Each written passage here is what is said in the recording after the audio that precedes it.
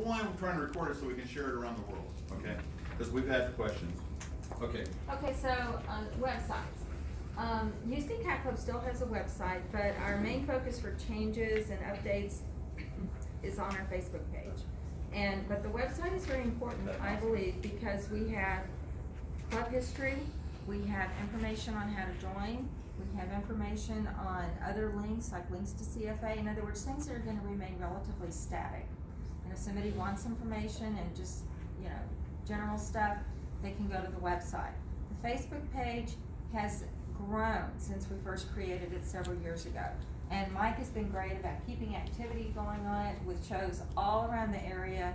So Houston Facebook page is becoming the central, kind of the center for, That's the anchor.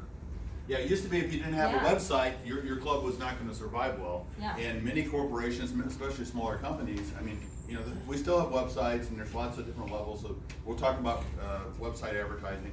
But more and more companies, especially smaller businesses, and we should be acting like a small business, are having to depend on Facebook as their anchor, because it doesn't cost you anything, okay? It just costs you some time to keep it fresh and keep people involved.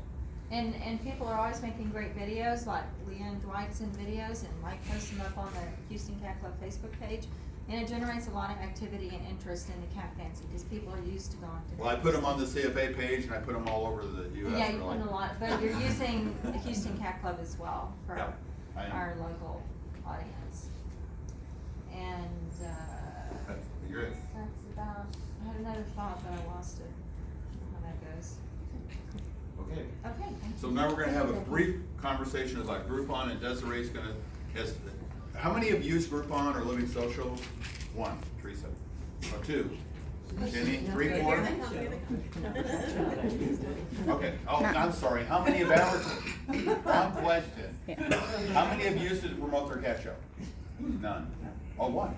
Okay. Lincoln State. Can- Lincoln State. Well, Lincoln State, used to be a huge show, it's still a decent sized show. Used to be $450 every year, I was there. So, Groupon has some good things and bad things. We use Groupon to some link at the international show, which she's gonna tell you about. So, if you think about using Groupon, really think about using it from a strategic point of view and not necessarily to sell tickets. I know that sounds a little off, but if you work with Groupon, what they're gonna do is, firstly, they're gonna ask you to give a significant discount. Probably they're gonna want you to give a 50% discount off on the tickets. And then from that 50% that you get, you're only getting half of that. So that you sell it, if you sell them for 50%, you're only getting half of them. So if your ticket to your show is $10, they want you to sell them for $5, and they're only giving you $2.50. So really, there's no profit in it. So you're not going to use them to make any money, really.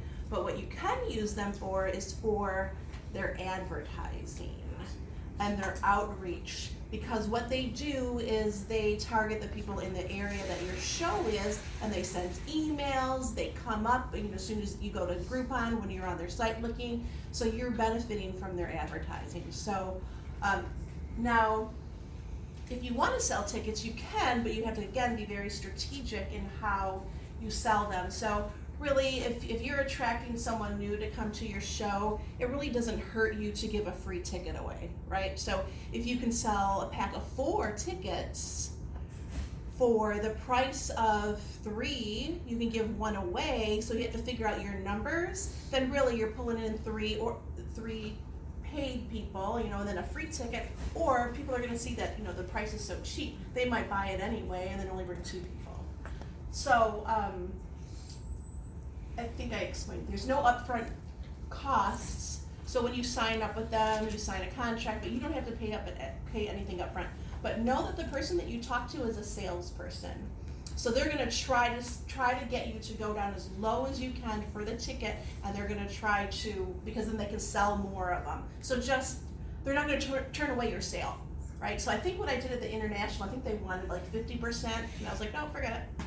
Right, and then they came back, well, what can you do? And I think I went down to like 25% discount on the tickets, and then agreed to maybe I let them take 40% of the money or something, because they're really not gonna tell you no, they're just gonna try to get the money. So how many tickets did we sell to the 9,000 people that came? 1,000, was it? How many Groupon tickets Oh, did you asked me that. Oh my gosh, it's gone. Okay. We'll I go- think, we'll go I with want, mine. oh, no, I think I know.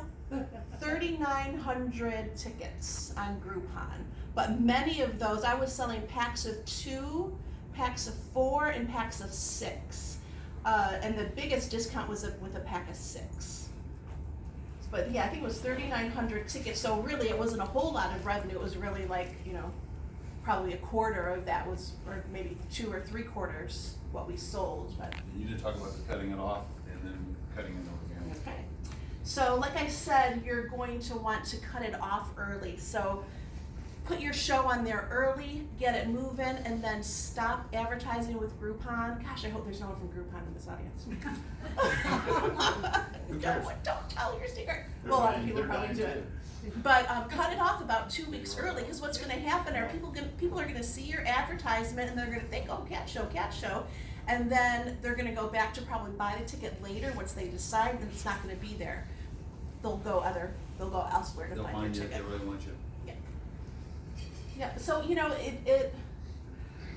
it could, like, logically you think, well, if I sell my tickets on Groupon, then I'm losing all those full price sales. I didn't find that at Cleveland, and Cleveland was the first time I used it. And we only cut it off, what, a week out, right? I You cut tried- it out 2 weeks But when did they for really cut it out? Cleveland. You had a hard time cutting it out, you told me. I don't know. Okay. Yeah. So just Lincoln State real quick, so have you had good response from the group? I'd be real curious. Carrie Palmer's the one who. Oh, Carrie, okay. sent it I'll out, talk to Carrie so, about it. yeah, He's in the Persian Breed Council, I left Lenore a little bit ago. Carrie and Marcy would be the ones. You went over to that? No, it's you. Okay, so we're gonna cover some digital media, we're gonna cover Twitter, Dropbox, no. We're gonna cover social media, we're gonna cover, very briefly, we're gonna talk about SEM, which is pay-per-click, advertising, pay-per-click or per-click, it's actually per-click, I think. And we're gonna talk Microsoft Network. And the only reason I wanna really bring it up to you guys is when you start using Facebook much, these guys are gonna hit you. They're gonna be trying to sell you Google advertising. You're gonna think it's gonna be sexy and all that stuff. And I have 2 different Google certifications, and I'm telling you, it's expensive advertising. It's very high. We'll talk about Old Media's digital products. We'll talk about Eventbrite, Eventsy, Eventful. There's all these different ones. These are mostly free. They try to sell you advertising, but you can mostly get them. So this is kind of like Sweat. If you can go out there and get Craigslist and all these things for free. I haven't had hardly anybody ever tell me they saw me there though. I'm just telling you. But it just, and then we're talking about coupons. So in social media, the main pieces we have today, which will be different tomorrow. And we know it's going to change. We're in a very highly changing environment. Facebook, Instagram, Snapchat, this is IG, this is Snap, Twitter, and Pinterest. So when you're creating your Facebook events, please add us as a co-host. Because when you do that, what happens is your event will also Who's show. us? Oh, Right. sorry, CFA, the CFA, the main CFA Facebook page. I make a lot of assumptions. So make sure you add us as a co-host, because then you'll show up. If you notice when you go to a page, a Facebook page, there's usually on the left column something that says events. So that you'll end up showing up down there, and then we can also share it when it gets close to the show, so then it goes on the feed. So the CFA Facebook page, thanks to her hard work, has about 50,000 followers. Okay, so that's a pretty good audience. So you're getting your event, anybody that comes to CFA and they want to see what's coming up, they're going to see it there. All the shows that our team pretty much does, we do automatically do that as part of the piece that we do. And we don't charge anything, by the way. I mean, we try to do everything we can to get every single person through the door. Then on Instagram, if you don't have a huge following on Instagram, or if you don't have an Instagram, make sure that you create an account. But what you do with Instagram when you want to advertise your show is create a nice visual, even a little video. I think photos actually do better than videos, because a lot of people won't like or pay too much attention to anything but the video. But then use some tags. You want to tag the city that you're in. So if you're in Chicago, you want to tag Chicago or the suburbs.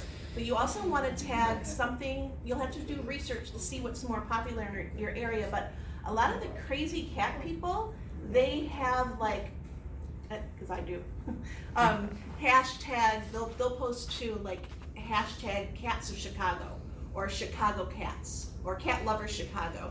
So make sure you do some research in Instagram on what tags seem to work good in that area, because then you're gonna target those people as well. And do it on a regular basis. Just don't post something on Instagram, you know, Who's using it information actually about. right now personally? I just wanna say a show of hands. 3, okay, 4, 5, okay. And how many have used Instagram for promoting a show? None, okay. Well, know with Instagram too, if you can't put hot links to anywhere unless you're a paid ad. So your image has to say specifically where the show is, what the time is, and what the dates And they are. control what percentage of text can be on that slide also. Unless it's a paid ad. The Right, paid but ad, they it's free. will, but you don't wanna really do a paid ad. Instagram is really expensive to advertise. It's gonna cost you like $1.25 a click, so you don't want to do that. Snapchat, you know, I started a CFA Snapchat account, but I just haven't gotten into the groove with it. From what I understand, you have to have a huge following. I think it'll be really good to start pulling millennials in. I've kind of tasked my daughter with it because she's 16 and she's all about This that. is teenagers. But you know, it will be good, I think, to bring in They spectators. haven't got a lot of money. Twitter, I personally don't find it very beneficial. Twitter's really good for posting like news articles and things like that, but has anyone had much success with Twitter for show marketing? Yeah. And Pinterest, the thing with that is it's really long term. So I think you could, if you have a traditional show, I think it would be valuable to do your poster every time and then put those on Pinterest, especially if you have a Pinterest for your club. But short term, it's not necessarily going to get you gate in right away, but I think long term people will start to maybe see it and build interest for the future. Thank you. So now we're gonna go into probably the 2 core things that I really wanna get into, and maybe you all wanna get into. We're talking about Facebook, and Wendy's gonna cover most of Facebook. But Facebook is where it's at right now. It's where we're making our money. It's where we're gaining traction. That's where we're getting hundreds of people in the door that have never knew there was such a thing as a cat show. But it's really easy to screw up your money really quick, and she'll tell you about that, so. Okay, so yeah, well, I got started doing these about a year and a half ago to try to drive some more spectators to our events because. Oh, I'm sorry. I got started doing this about a year and a half ago with one of my clubs because we needed to drive more spectators to our events because we weren't getting enough exhibitors. So I'd done a lot of social media, so I said, whatever, I'll give it a try. It might help me out. So basically, you will need a page to host your event off of. Generally, this could be either a general cat clubs of the Capital District, cat clubs of Missouri, or you've got your Gulf Coast cat shows, but you'll need a page to host it off of. Then you can have some information on that page because that's where people are gonna go to, but then we go to the events. Now when you're creating events, you have to remember who you're talking to. These people are not exhibitors. They have no idea, maybe that there are even breeds of cats. They only know domestic short hair, domestic medium hair. You can't use terms that they won't understand. So you have to invite them to see exciting cats. You have to pull in information about that's gonna be attractive to them. Don't say, oh, conformation classes of cats competing to be the best of their breed. It's gonna mean nothing to them. So basically, you need to keep that in mind when you're writing the text of the event. You also need to have an interesting image or video to pull them in. One thing to remember, most of these people are looking at it on their phone, not on their web page. 95 to 98% are mobile. So another key with your events is you want to stay away from, unfortunately, we don't think breeder is a dirty word, but a lot of cat lovers do. Whether it's because of animal rights or some of the less friendly shelter rescue groups, but some words are dirty words, so breeders, maybe purebred kittens in a headline, these are not gonna be words that you want to focus on. Let's see. not just we decided. Yeah. And don't use things that they don't understand, like club names and stuff. Yeah, so your headline on your event needs to be something very simple and to the point, because you've got about 3 seconds to get their attention. So, yeah, Cat Show Boston, Mass. That's plenty. They don't need to know it's a CFA show, because they don't know what CFA is. It means nothing to them. They don't need to know it's an all. We're proud of it, but they don't know, they've never heard of it, so it's a blank word to them. So, as far as setting up the events, Facebook makes it a little tricky, and there's some of the settings that you can only get access to when you're creating the initial event. So this is why it's helpful to work with someone who's done it before when you're creating an event for the first or even the second time, because they do make some stuff tricky. And they change it every week or two. Yes, they changed some of the key interests and employers, categories. They've changed these periodically over time, and sometimes what Mike sees is not what I see, because I've been rolled out a different version of their keywords before he has. So that's always a fun little bit. So we've got a nice little results chart here, which will probably not mean a lot, but what we're seeing here is actually talking about It's your demographics. performance between what you paid for, the promotion, and organic. Can't say this up. Organic means that Sarah saw the ad and she just shared it to her cousin Tiffany and her, her brother Mike. Organic, word of mouth. organic is really, it's non-paid, people that come to you, so it's been shared, she said word of mouth, that's another way to say it, but it's a non-paid result.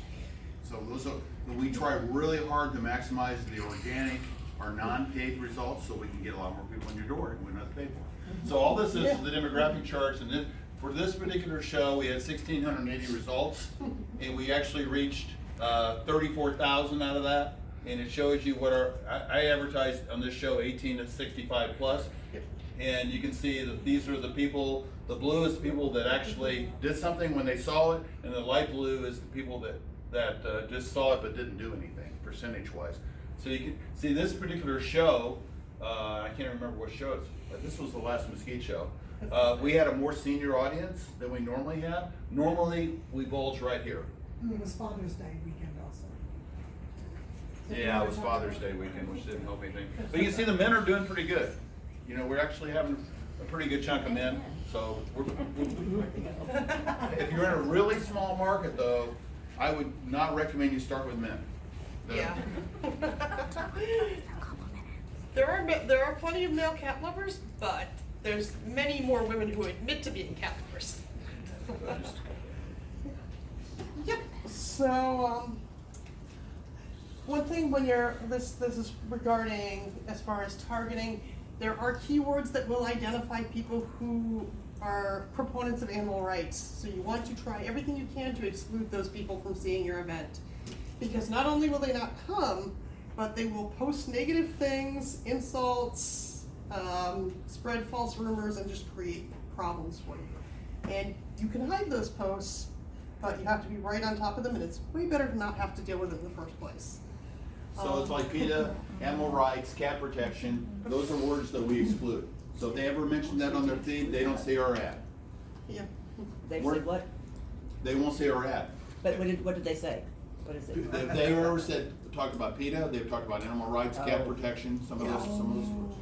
So they're not seeing our ad, so the other cat lovers, God, that's cool. okay, yeah, it took us a little while to figure that out. That is a big key.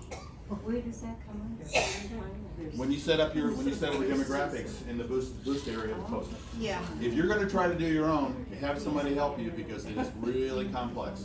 Yeah, the boost is even more complex than the event. The event can have some gotchas and pitfalls. Okay, so as I was saying earlier, 95 to 98% of these people are only going to see your event on their phone.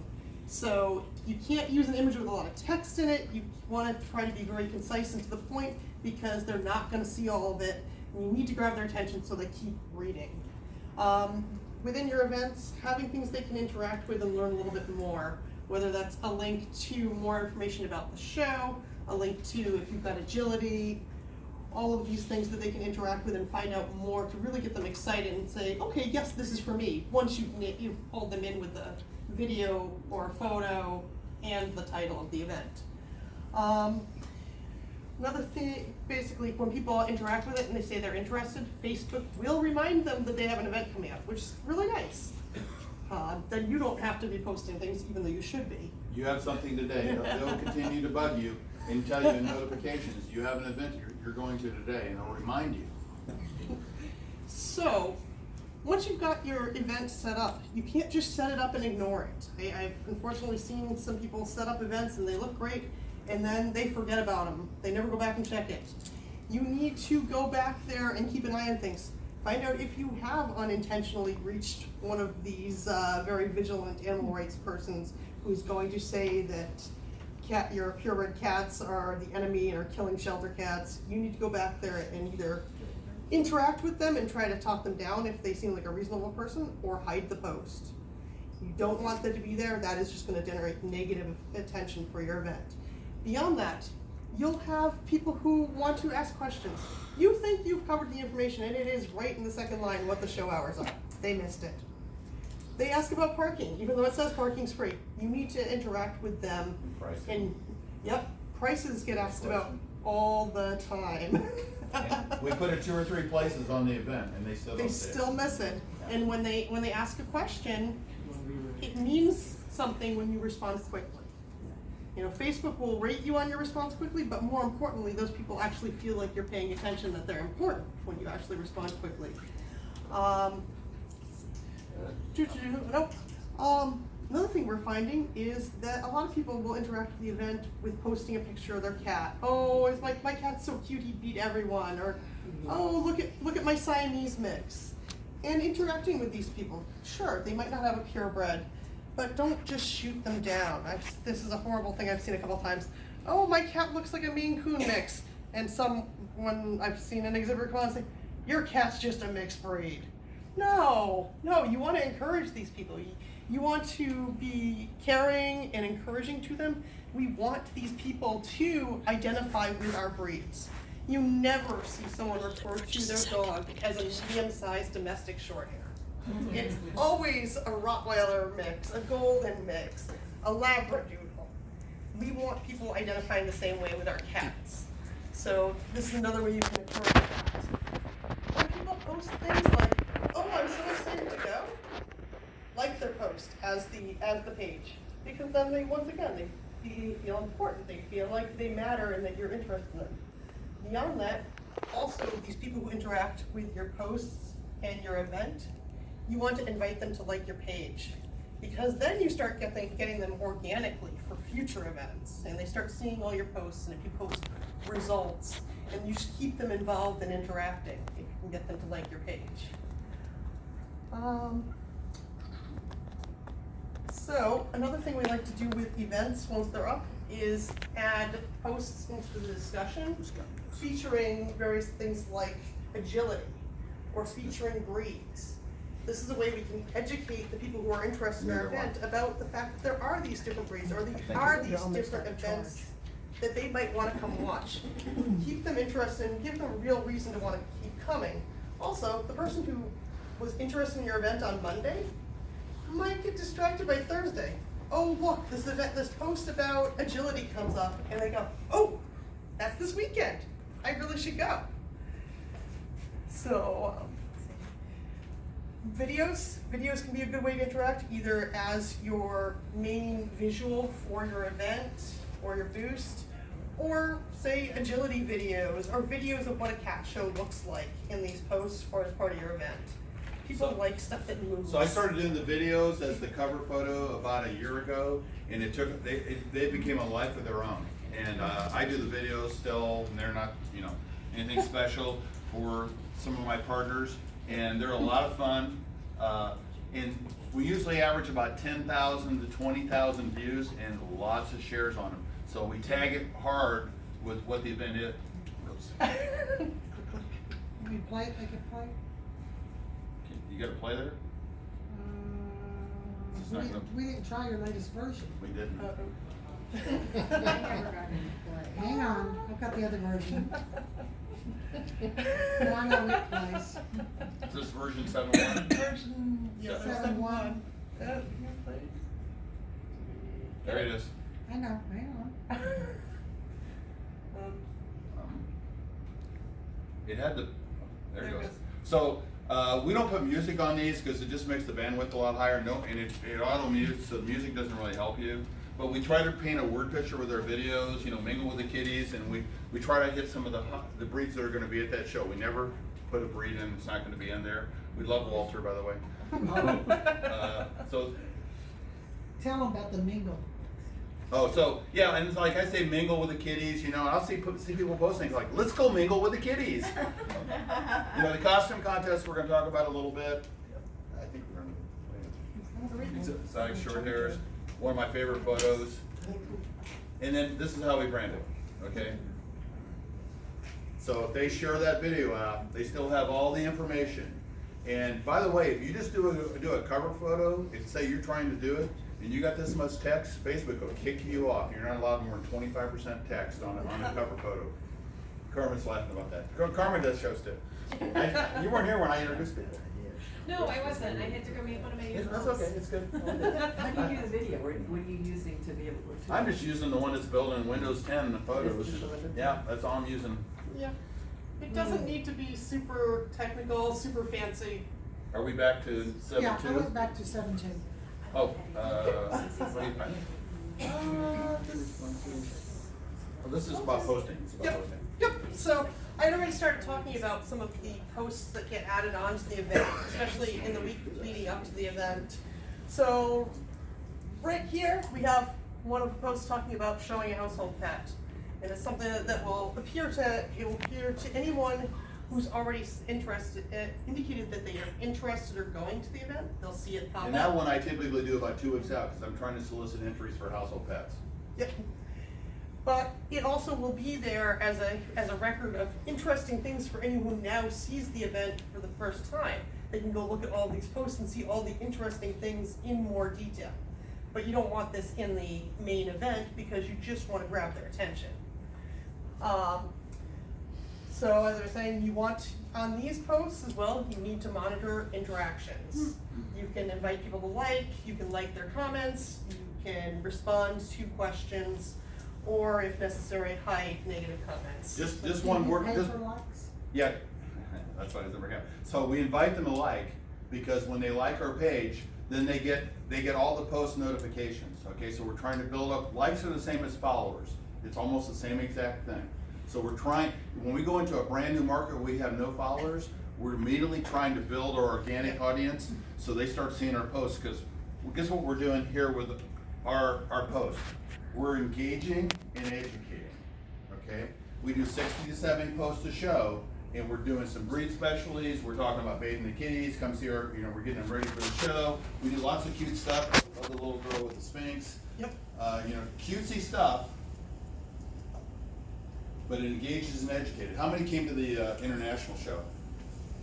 I figured most of you did since you're at the annual. So we did all this on Facebook, and if you really talk to that crowd, you saw not a normal crowd where they're reaching out and grabbing. You saw a third grade crowd instead of a preschool crowd. They came in and they knew something. They knew something when they came in, so they asked more educated questions, and they were better behaved.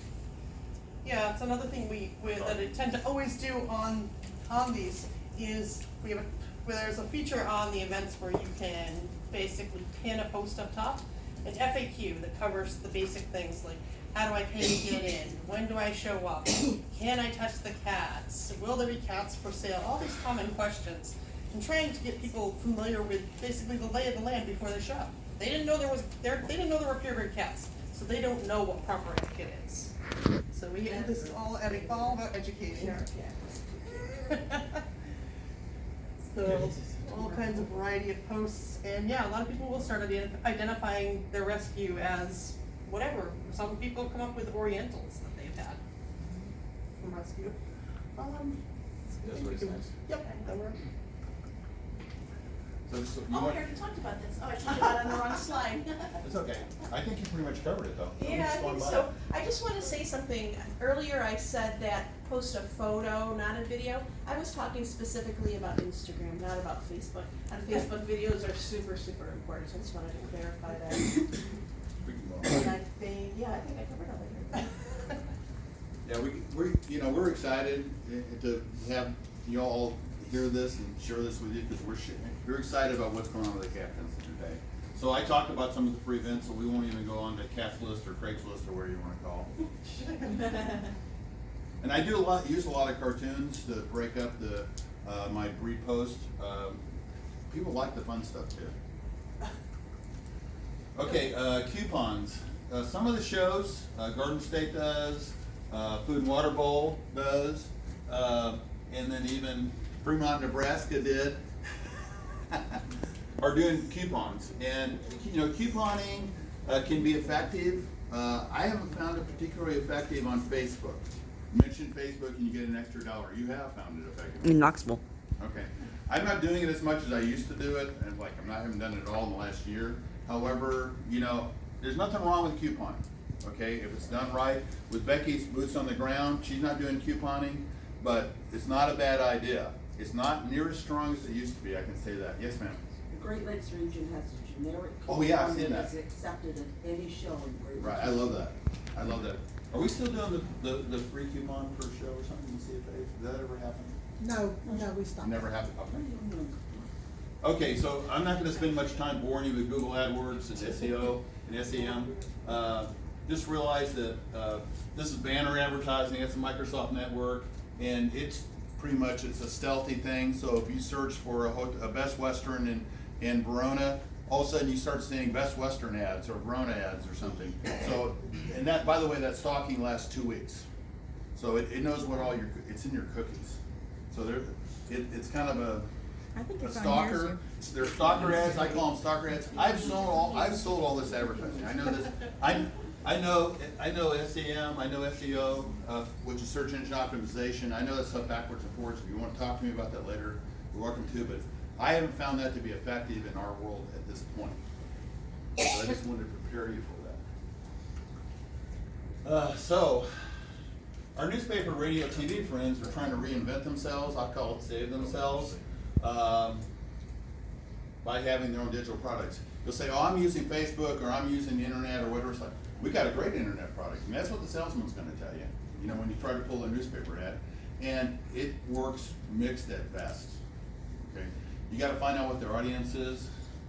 But the bottom line is ROI. What's the return on investment? Facebook, on average, delivers, the 85 shows I've been involved with, are delivering about $4 to $5 return on every dollar spent. And we are generally, I'd say 98% of the time, we're using funny money. Everybody knows what funny money is? That means the $500 you gotta spend for advertising that CFA gives you. So when a club approaches me, one of the first questions I ask them is like, have you asked for your sponsorship money? Does everybody know there's $1,000 available? I mean, I can't tell you how many shows don't. It's amazing.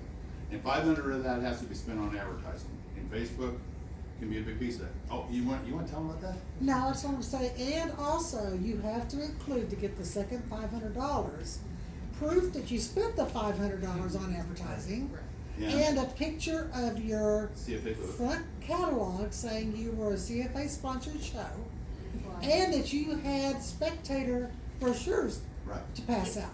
So you have to fulfill those requirements with CFA before you get your second $500.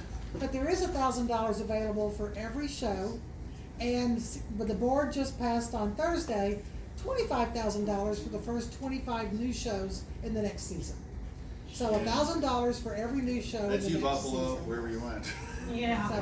So that's $2,000, and then there's also money for in conjunction shows if you're interested in doing that. So there is money available, take advantage of it, and don't forget to get your second $500. So, any questions? No questions. 25. No question. Okay, so game management. This is the second piece I really want to talk about is pricing. Because so I've worked with all the shows. Winnie works with lots of shows. Carmen works with some shows. Lorna works with some shows, and then there's 3 or 4 others. There's Ariel up in the Northwest. There's Jenny. A lady in Florida. What? Lady in Florida. Can't think of her name right now. Well, I'm doing 4 shows. Oh, you're done for. Never mind. We would like more, by the way, because I don't have to do as many shows. So help is wanted, the pay is 0. Yeah, please don't. And it's about a 40 to 80 hour a week per show job to do it right, just so you know. But it's a lot of fun, and if you get to go to the show and watch the people's eyes as they walk in the door, I can tell a Facebook person a mile off because they have this look of wonderment and excitement, and they're so excited to come. They usually have cat ears, or they painted some whiskers on their face. I mean, it is amazing. I'm propped up on my boobs, I'm fine. So, but the pricing, my second feature thing I want to talk about is pricing. Okay, we've had a little bit of inflation since 1970, 80. I mean, we were charging $4 or $5 then. Why are we charging $4 or $5 now? I hear the answer from clubs, they say, well, we don't think they'll pay any more than that. Like, really? What do they pay for a matinee movie ticket? And I'll look it up. While I'm talking to the club, I'll look it up. Oh, in Longmont, Washington, they're paying $9.99 for a matinee ticket. Won't they pay $9.99? Okay, now if you've been charging $4 or $5, I don't expect you to raise it to $9.99 overnight. I mean, take it up $1 a year, whatever. Don't put them in the heart rhythm. But here's the thing about not charging enough. In today's young people, if you ask for $4 or $5, they don't think it's worth going. It's like if you got a pet kitten, or you still send your pets for $100, they don't think it's worth buying. Okay? Make it the value to our competition. Our competition for the entertainment dollar is movie theaters, that kind of thing. Guess what? The pet fairs charge $38 to get in the door. The one Desiree's going to in Chicago, and somebody else is going. Atlanta's going. You're going to? $38 to get in the door. That's just to get you in the door, and then there's another 6 or 8 add-ons for another $15 here, $30 here. You can easily spend $100 a day going to the pet fair. That's our competition. And if we don't become more like these guys and have more going on at the shows and have more action and more fun, More vendors. and they have more vendors, yeah, and have more vendors. So look at what we did with the international show. I mean, we got 9,000 people in the door. I surveyed, because I clerked, I only got to survey 20 groups, but I asked them what they liked best. This is what I do every show I work. What did you like best about our show? They normally say the Maine Coons, or they might say agility, whatever. The international show, they said 17, unprompted, 17 to 20 said everything. Because we had so much going on. And we need to make our shows everything. We need to make it, Mark says a 3-ring circus, right? That's not what he says he wants to make. The biggest show in town, right. So here, yeah, so I mean, here's some movie prices. Actually this is Chicago, $25. This is the Anaheim one that's coming this month. It's $38. It's this weekend. It's this weekend. CADCon, I met, Yes. believe it or not, I was cutting fabric at Hobby Lobby last Saturday. A lady was buying fabric to do her booth for the CADCon From San Antonio. from San Antonio. Yeah. She was the vendor. And she was a vendor there, yeah. It's really a trade show. Okay, so really rethink your pricing. You're doing yourself a disservice. And another piece of that is, do you want the people that want to pay $5? Are they gonna go out and spend $100 to $1,000 a weekend showing? And go buy a $2,500 show cat? Or are the people who are gonna spend $10 or $12, $15 to get in the door? Are they more likely? Who's your audience? Once again, target audience. Another thing that we've really struggled with is I'm amazed how many clubs don't use